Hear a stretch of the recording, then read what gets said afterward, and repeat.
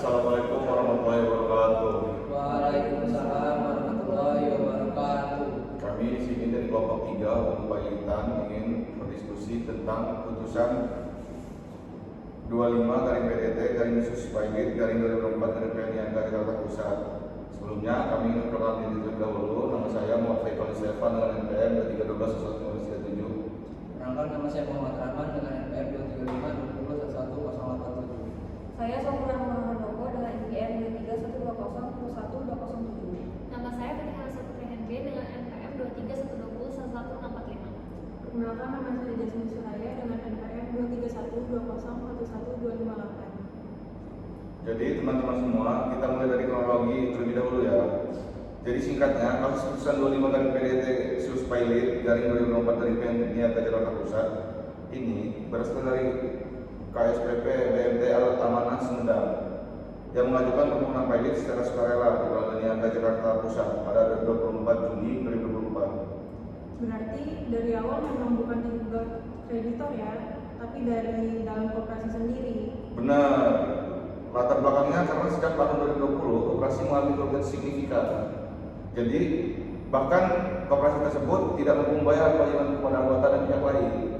Selain itu, kondisi operasional juga sudah berhenti. Tidak ada anggota baru dan kepercayaan publik menurun. Dan keputusan untuk pilotnya itu diambil dari RAT kan? Ya, melalui rapat anggota tahunan yang sah, sehingga secara internal sudah disetujui.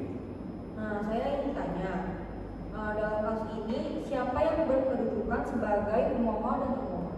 Dalam perkara ini unik karena koperasi bertindak sebagai pemohon sekaligus termohon. Ini disebut pilot sukarela. Apakah itu sesuai dengan ketentuan Undang-Undang Kepailitan? Sesuai berdasarkan pasal 2 ayat 1 Undang-Undang Kepailitan PKPU, permohonan pilot dapat diajukan oleh debitur sendiri maupun kreditor. Berarti jadi secara umum itu tidak masalah ya selama debitur itu punya legal standing. Betul, apalagi dalam kasus ini pengurus koperasi sudah mendapat persetujuan dari RAT, sehingga sah mewakili koperasi.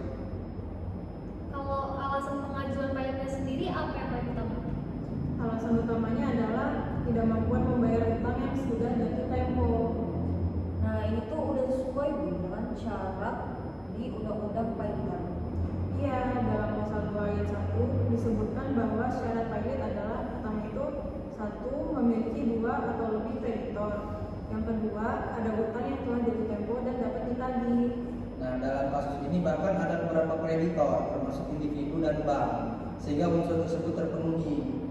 Ditambah lagi ada laporan keuangan yang menunjukkan kondisi insolvensi, jadi secara material kuat. Sekarang saya ingin bertanya, apa dasar hakim mengabulkan permohonan ini?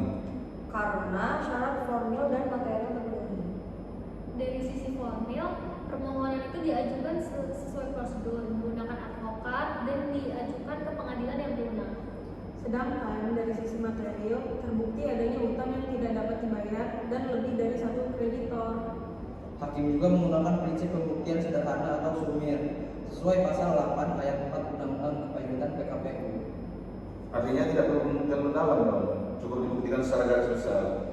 Nah, selain itu, hakim juga tidak terlalu terikat dengan tema jika bertentangan dengan Undang-Undang Kepailitan. Saya ingin bertanya, siapa yang ditunjuk sebagai kurator dan hakim pengawas? Hakim pengawasnya adalah hakim niaga yaitu bintang AL. Sedangkan untuk kuratornya itu ada Pesatya Budiman Tadi dan Daniel Tonapa Masiku. Apa dasar hukumnya? Dalam Undang-Undang Kepailitan, kurator harus memiliki keahlian khusus terus terdaftar di Kemenkumham. Sedangkan hakim pengawas harus berasal dari hakim pengadilan.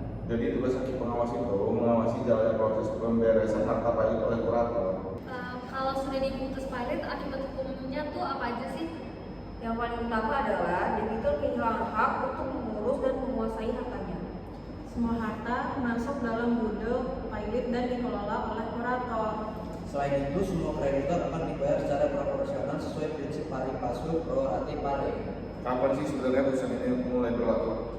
Sesuai pasal 21 Undang-Undang Kepailitan PKPU, berlaku sejak putusan diucapkan dan bersifat serta-merta meskipun ada yang upaya hukum. Dari pembahasan ini bisa disimpulkan bahwa pilot sukarela oleh koperasi itu sah secara hukum selama memenuhi dan hakim mengabulkannya karena syarat formil dan syarat material itu sudah terpenuhi.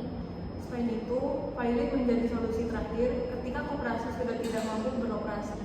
Penunjukan kurator dan hakim pengawas juga sudah sesuai dengan ketentuan hukum. Dan akibatnya, hukumnya adalah seluruh harta koperasi diambil alih oleh kurator sejak putusan dibacakan. Menurut aku, kasus ini penting banget karena menunjukkan bahwa koperasi juga bisa masuk ke mekanisme kepailitan. Iya benar, jadi ada kepastian hukum untuk semua para pihak. Dan juga jadi pelajaran soal pentingnya manajemen keuangan. Setuju, karena kalau tidak dikelola baik bisa berujung pilot. Oke, berarti itu pembahasan kita mengenai putusan 25 dari PDTSUS Pilot dari 2024 dari PN Niaga Jakarta Pusat. Baik, sekian diskusi dari kelompok kami. Kurang lebihnya mohon maaf. Wassalamualaikum warahmatullahi wabarakatuh.